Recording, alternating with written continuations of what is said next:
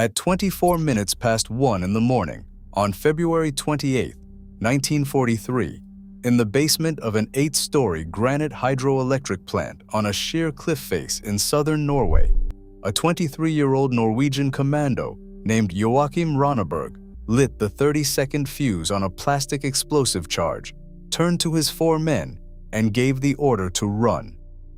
What they had just done, in a building they had reached by climbing a 600-foot ice-covered cliff in the middle of a Norwegian winter, after parachuting onto the wrong drop zone, surviving on reindeer moss in sub-zero temperatures, and walking through a side door that an unarmed Norwegian night watchman had voluntarily unlocked for them, was, by the eventual judgment of British military historians, the most successful single act of sabotage in the entire Second World War. They had destroyed 18 industrial electrolysis cells. They had spilled approximately 500 kilograms of liquid that, in early 1943, existed nowhere else on Earth in such concentrated quantities. The liquid was called heavy water. It was the only known practical moderator for the German nuclear reactor program.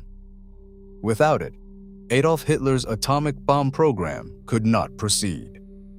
The explosion in the basement of the Vemork hydroelectric plant was so muffled by the building's granite walls that the German guards on the bridge above the gorge, the only fortified approach to the plant, which the Germans had assumed to be the only possible approach, did not hear it. The first indication that anything had happened came when a Norwegian plant manager descended to the basement several minutes later and found his electrolysis cells, the cells that produced the heaviest concentrations of heavy water anywhere in Europe, reduced to wreckage, and the chamber floor running with the contents that had taken his factory nearly 3 years to accumulate. Joachim Rønneberg and his 4 men had already left the building. They were climbing back down the cliff into the gorge. By the time the Germans understood what had happened, the team would be skiing across the Hardanger Plateau towards Sweden, 320 kilometers away, in 12,000 square miles of open Norwegian wilderness, through which Adolf Hitler would personally order 12,000 German troops to pursue them. 12,000 soldiers, 5 Norwegians on skis. The Norwegians wore full British Army uniforms underneath their snowsuits, a deliberate decision made before the mission, so that if any of them were caught and killed, the local Norwegian civilian population could not be massacred in retaliation. They carried Sten guns. They had cyanide pills hidden in their collars. Not one of them was captured. Not one of them was killed. And the heavy water program of Nazi Germany, the program that had been, since 1940, the most concentrated single-point effort by any country on Earth to produce a fissile material moderator for an atomic reactor, was set back so completely that by the time the war ended in 1945, the German nuclear weapons project had failed entirely.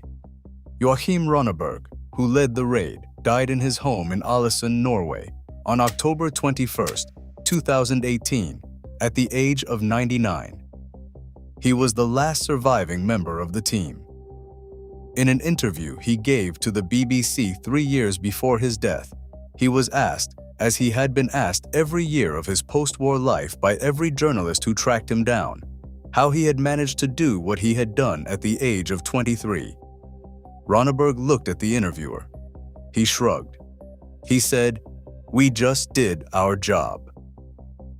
Joachim Holmboe Rønneberg was born on August 30, 1919, in Ålesund, a small fishing port on the western coast of Norway. His family was middle class. His father ran a small business. He attended local schools. He learned to ski before he learned to read, which was true of essentially every Norwegian child born in coastal villages above the 62nd parallel in the 1920s. He was, by every account from people who knew him in his youth, completely unremarkable. He was tall, 6 feet, but unathletic in any organized sense. He was studious without being academic. He was, in his own self-description from later interviews, a young man whose primary ambition before the war had been to take over the small family business and to live, eventually, in a house with a view of the same fjord he had grown up looking at. He finished his schooling in 1937 at the age of 18. He took a job in commercial trade, working for a furniture company in Ålesund. He was working at that job in April of 1940 when, on the morning of April 9th, the German army crossed the Norwegian border without warning in a coordinated invasion that simultaneously seized Oslo, Bergen, Trondheim, Stavanger, and the entire western Norwegian coastline. Norway, which had not been involved in a war for over a century and which had explicitly maintained a policy of armed neutrality since the end of the First World War, was occupied by the German military within 6 weeks. Joachim Rønneberg was 20 years old. He had never fired a weapon in anger. He had never been involved in anything more violent than a school playground argument. He had no training of any kind in soldiering, sabotage, demolition, clandestine operations, intelligence work, or any of the other skills he would, within 3 years, be required to deploy in the middle of a Norwegian winter at the bottom of a 600-foot gorge in the southern Telemark wilderness. He decided, like several thousand other young Norwegian men in the spring of 1940, that he was going to England. In 1941, Rønneberg and several friends from Ålesund slipped out of the harbor at night in a small fishing vessel, headed west across the North Sea, and made landfall in the Shetland Islands several days later. The route was so commonly used by escaping young Norwegians that it acquired a name. It was called the Shetland Bus. From the Shetlands, Rønneberg was transported to London. He volunteered for the Norwegian government in exile's military forces. He was almost immediately recruited into a special unit that the British Special Operations Executive had established specifically for Norwegian escapees who were physically capable, mentally stable, and willing to be parachuted back into occupied Norway to conduct sabotage operations against the German occupation. The unit was called Norwegian Independent Company No. 1. It was based for security reasons at a small lodge in the Scottish Highlands called Drummentull, deep in the Cairngorms Mountains, where the terrain approximated the kind of Norwegian wilderness in which its members would eventually be expected to operate. The Norwegian commandos at Drummentull received approximately 18 months of intensive training. They were taught small unit tactics, demolitions, parachute jumping, cross-country skiing under combat conditions, navigation by stars, silent infiltration, weapon handling, hand-to-hand combat, escape and evasion, resistance to interrogation, and the use of cyanide pills. Joachim Rønneberg, age 22, who had spent his life until April 1940 working in a furniture company in Ålesund, completed the entire program in the top tier of his cohort. The British SOE officers who evaluated him in late 1942 wrote in his confidential file that he had, in their words, steadiness and inspiration in a high degree.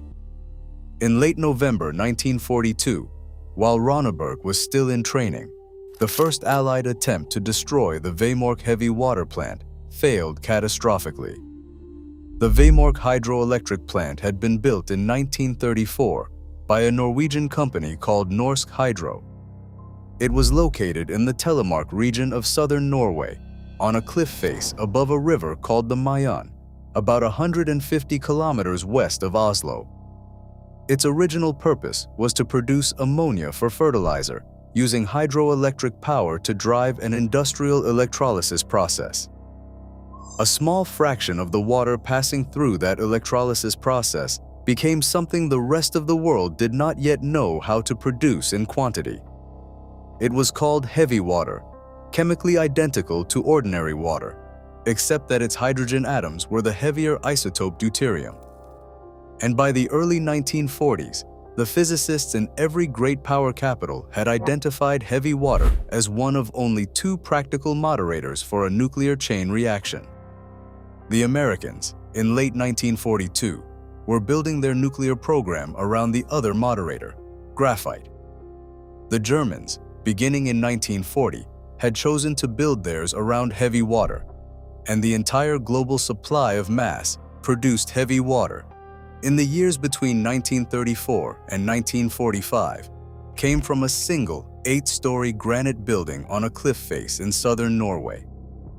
When Germany occupied Norway in April 1940, the Vemork plant became a German military priority. By early 1942, the Germans had ordered Norsk Hydro to increase heavy water production 5-fold. British intelligence recognized within months what this acceleration meant. The British government concluded, with some urgency, that the Germans were attempting to develop a nuclear weapon, and that the production of heavy water at Vemork was the single most identifiable bottleneck in that program. The first attempt to destroy Vemork, codenamed Operation Freshman, was launched on November 19, 1942. The plan called for 41 British engineering commandos to be towed in 2 military gliders behind 2 Halifax bombers across the North Sea and released over a designated landing zone in southern Norway. Operation Freshman was a complete disaster. One of the towing aircraft crashed into a Norwegian mountainside in heavy weather, killing all on board. The 2 gliders, released over Norway, also crashed. One hit the same mountainside, the other went into a fjord. 23 of the engineering commandos survived the crashes. They were captured by the Germans within hours. They were interrogated. They were tortured. They were eventually executed under the terms of Adolf Hitler's recently issued commando order. The wreckage of one of the gliders contained a map. On the map, the Vemork plant had been circled in red ink. The Germans now knew that the Allies had specifically identified Vemork as a target. They tripled the guard at the plant. They installed additional minefields around the approaches. They installed floodlights along the suspension bridge that was the only known route across the gorge. They placed additional sentries on the bridge itself. And in London, the British Special Operations Executive, having spent 41 men and 2 heavy bombers on a single failed mission, concluded that the next attempt would have to succeed. The new mission was codenamed Operation Gunnerside. The codename was a private joke. Gunnerside is the name of a small village in the Yorkshire Dales in northern England, where Sir Charles Hambro, the head of the British SOE, used to take his family on grouse hunting trips before the war. Gunnerside would be different from Freshman in 3 fundamental respects. First, the team would be small, 6 men, not 41.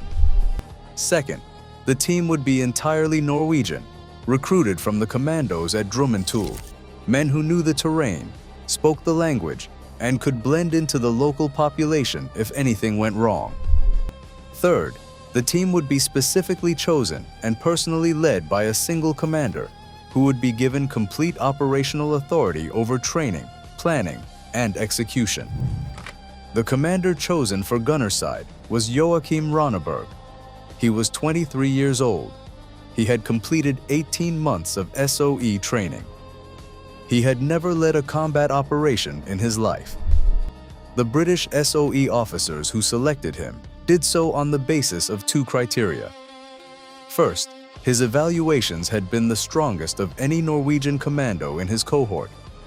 Second, when interviewed by SOE planning staff and asked how he would approach the operation if he were given command, Rønneberg had answered in detail with a plan that the SOE officers later said was almost identical to the plan they had been developing internally, but more precise in several specific tactical respects. Rønneberg was given 5 men of his own choosing. He chose Knut Haukelid, age 31. He chose Frederick Kaiser, age 24. He chose Kasper Idland, age 24. He chose Hans Storhaug, age 27. He chose Birger Stromsheim, age 31.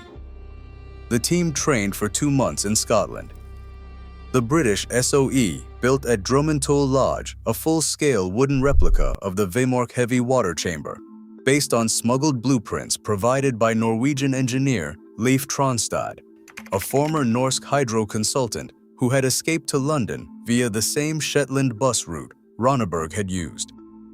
The team practiced placing explosive charges on mock-up electrolysis cells in the dark while wearing snowshoes and full Arctic kit, until each man could do it in his sleep.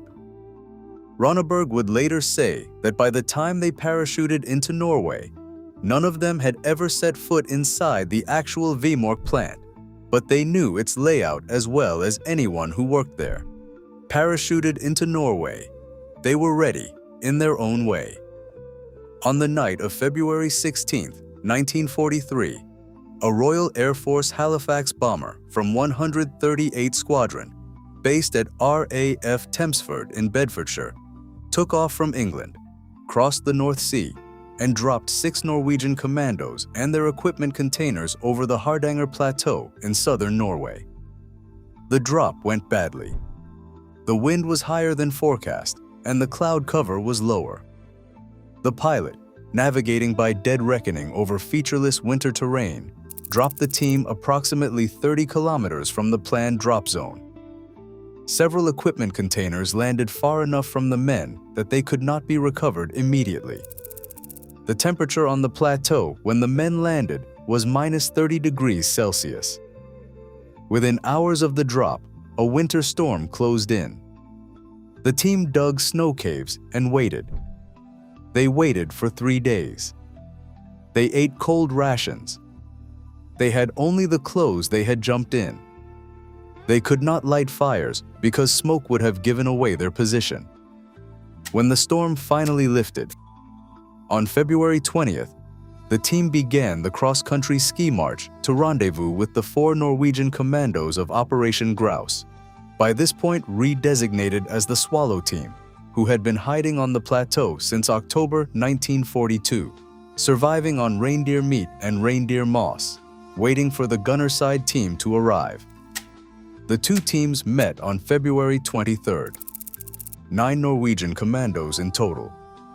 The Swallow Team, Jens Anton Poulsen, Knut Haugland, Klaus Helberg, and Arne Kjelstrup had been living on the plateau for 4 months. They were thin. Their uniforms were threadbare. But they had complete current intelligence on the German Guard rotation at Vemork. They had identified, through detailed reconnaissance, a single approach route that the Germans considered impossible and therefore did not actively patrol. The route was this: descend 600 feet from the road above the gorge to the river at the bottom. Cross the river, half frozen in February, with intermittent ice that would not support a man's weight, at a specific shallow ford that local Norwegian intelligence had identified. Climb the opposite cliff face, also 600 feet, on a route that involved holding on to exposed tree roots and rock outcroppings, in full winter kit, in the dark. Once at the top of the second cliff, the team would emerge onto a railway service track that ran along the cliff edge, leading directly into a side gate of the Vemork plant. The German guards considered this route impossible because they themselves could not imagine attempting it, and they therefore did not patrol it. Rønneberg listened to the briefing. He looked at the men. He said, "We'll take the gorge." On the evening of February 27, 1943, the combined 9-man team descended into the gorge below Vemork.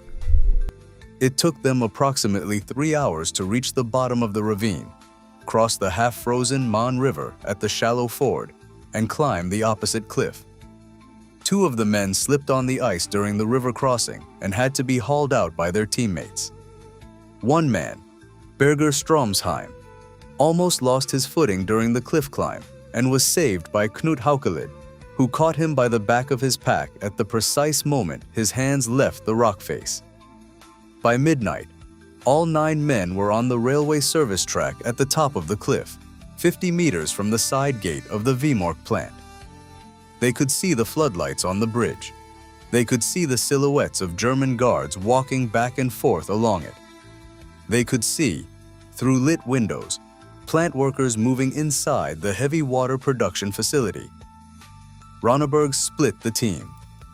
4 men would form a covering party, taking up positions outside the plant to provide suppressing fire if the demolition team was discovered.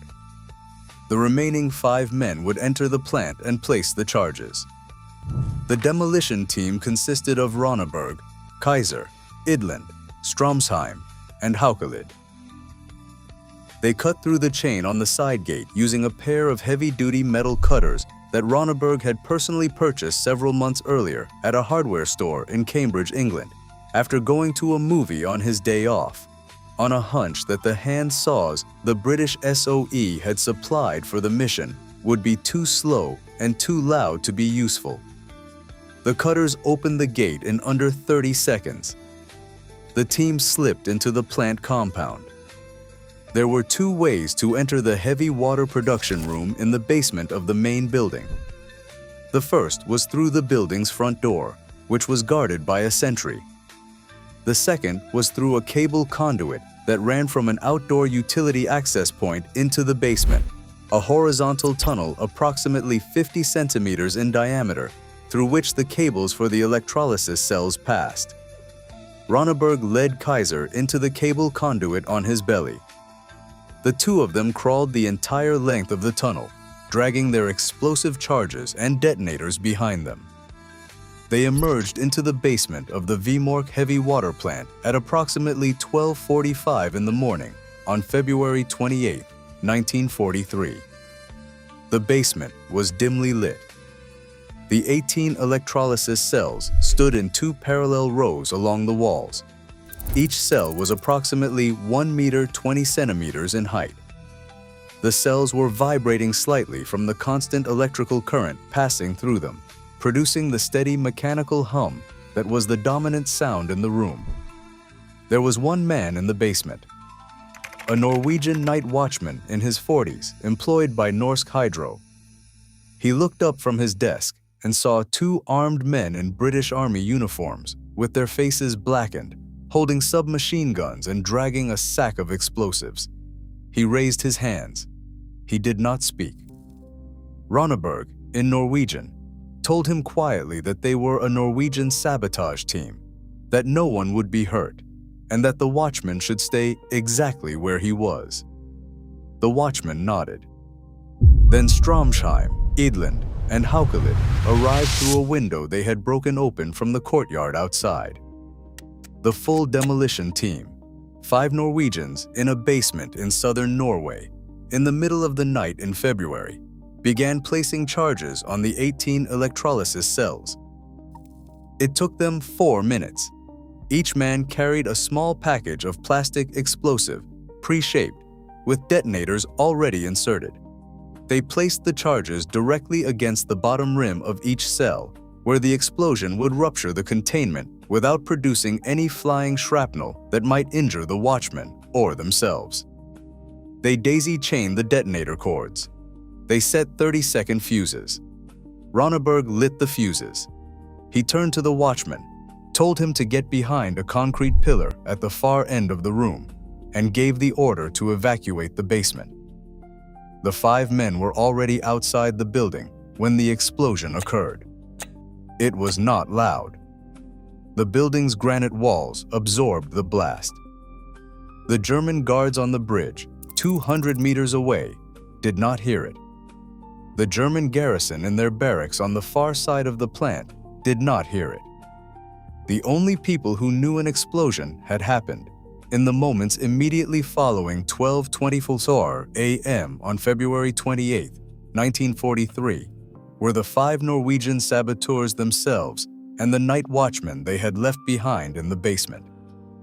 The watchman, who had been instructed by Rønneberg to wait 1 minute after the explosion and then sound the alarm, did exactly that. He waited. He stood up. He walked to the wall telephone. He called the German guard post on the bridge and reported, in calm Norwegian, that there had been an explosion in the heavy water production facility. By the time the German response force arrived in the basement, Joachim Rønneberg and his 5 men were already 2 kilometers away, climbing back down the cliff into the gorge, headed for the cross-country ski track that would take them across the Hardanger Plateau toward Sweden. The escape took 14 days.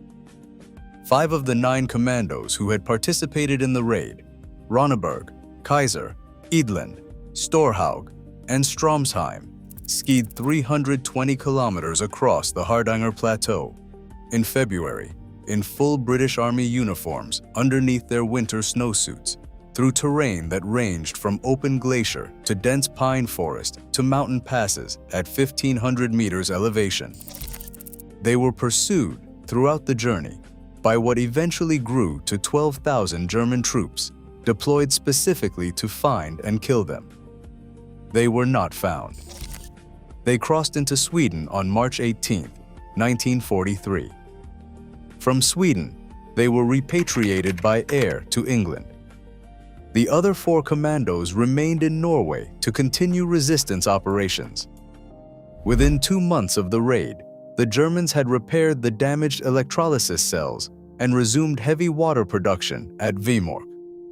Knut Haukelid, who had stayed in Norway, would in February 1944 lead a second sabotage operation against a ferry transporting the remaining stockpile of Vemork heavy water across Lake Tinsjø, sinking the ferry in 200 meters of water and ending, finally and conclusively, the German heavy water program. What this meant in practical terms has been debated by historians for the better part of a century. What is not debated is this. In the spring of 1943, the only mass production facility for heavy water anywhere on Earth was a granite building on a cliff face in southern Norway. And on the night of February 28 that year, a team of 9 Norwegian commandos, led by a 23-year-old furniture clerk from Ålesund, destroyed every electrolysis cell in that building, spilled 500 kilograms of accumulated heavy water down the basement floor drains, and walked away without firing a single shot. General Nikolaus von Falkenhorst, the German commander-in-chief of occupied Norway, who personally inspected the wreckage of the Vemork basement the morning after the raid, would describe Operation Gunnerside in an internal report he filed to Berlin 3 days later as the most splendid coup he had ever seen. He meant it as a professional military assessment. Joachim Rønneberg returned to Norway after the war ended in May 1945. He was 25 years old. He was awarded the British Distinguished Service Order, one of only 3 given for the entire Vemork operation, and one of a very small number ever awarded to a non-British military officer. King Haakon VII of Norway, returning from his wartime exile in London, congratulated the 9 men of the raid in person at a ceremony in Oslo. Then, Rønneberg went home to Ålesund. He married a Norwegian woman named Liv. They had 3 children. He worked as a businessman, then transitioned to a career in broadcasting with the Norwegian State Radio Service, NRK. He retired in the 1980s. He lived in the same house in Ålesund for most of his adult life. He gave interviews when asked. He spoke at schools when invited. He never wrote a memoir. He attended commemorative events at the Vemork Museum site every February. On the anniversary of the raid, well into his 90s. He was photographed there in 2013 at the age of 93, standing on the same suspension bridge that had been guarded by German sentries on the night of his mission, looking down into the gorge he had crossed in the dark. He was asked by a Norwegian journalist on that occasion what he had been thinking 70 years earlier when he stood at the lip of that gorge in his British Army uniform and prepared to descend into it. Rønneberg considered the question. He said, "I was thinking that we had a job to do, and that if we did the job properly, the job would be done." Joachim Rønneberg died on October 21, 2018, in his home in Ålesund. He was 99 years old. The cause of death was natural. he was buried in his hometown.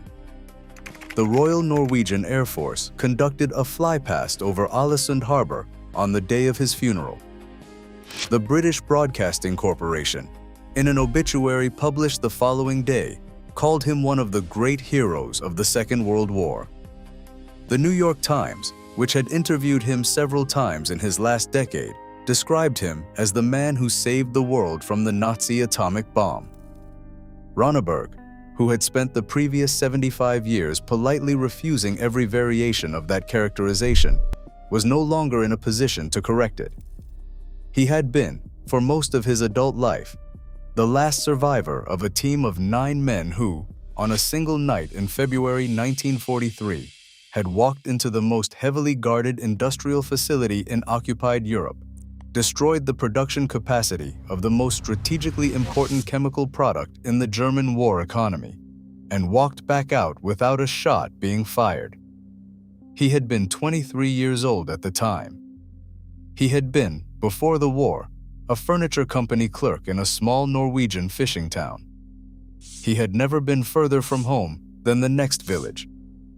He had never fired a weapon at another human being.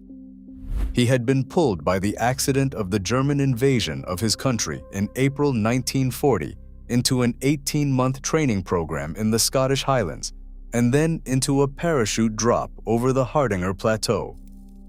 There, he led 5 men down a 600-foot ice cliff, across a half-frozen river, up another 600-foot cliff on the far side, through a side gate cut with a pair of metal cutters he had bought at a Cambridge hardware store, into a basement filled with vibrating electrolysis cells, and then back out again, with the entire heavy water production capacity of the German nuclear weapons program destroyed behind him. He had then skied 320 kilometers to Sweden.